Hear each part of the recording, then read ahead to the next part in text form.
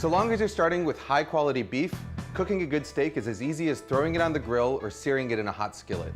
But if you want perfect steak, and I'm talking steak with a rich, brown, crackling crust and a medium rare core that extends all the way from edge to edge, then you need to take your technique to the next level.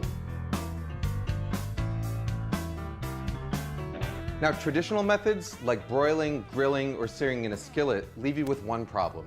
Your steak develops a temperature gradient inside it.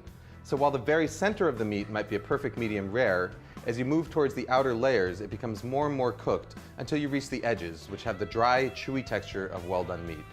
So the question is, how do you minimize this overcooking? So here's the thing, the more gently you cook your food, the smaller that temperature gradient inside is going to be.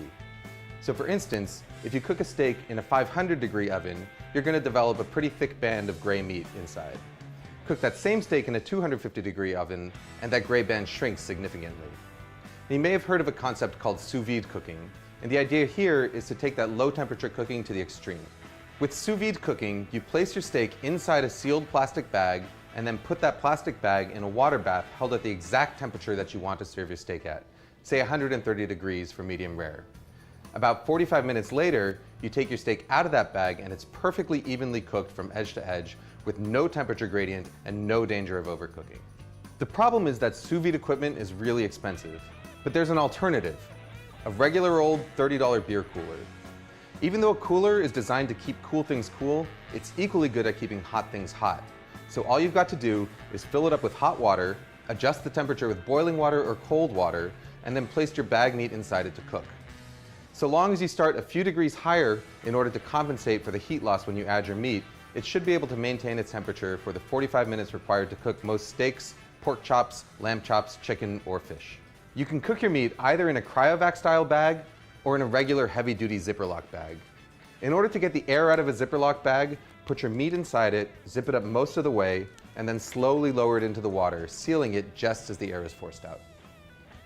You've probably noticed one glaring problem. Your steak develops no crust or color. You're gonna have to add this after it comes out of the cooler. Now you can do this on a grill if you want to cook outside, but my personal favorite way is to finish it in a cast iron skillet. Just heat up some oil over the highest possible heat while you carefully dry the outside of the steak in order to help it brown faster. Season the steak generously with salt and pepper, and once the oil starts smoking, add the steak to the pan along with a couple of pats of butter. Cook the steak just until it's browned on both sides, about a minute or two, and then to finish it off, hold it up vertically with tongs in order to get the edges. The beauty of this method is total flexibility in terms of timing.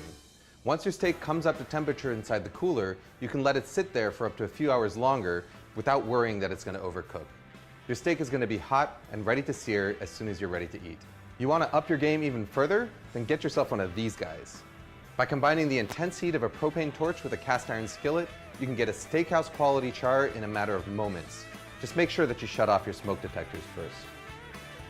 It may take a little bit more time, but if you're willing to put in the effort, this is the best quality steak you can get at home.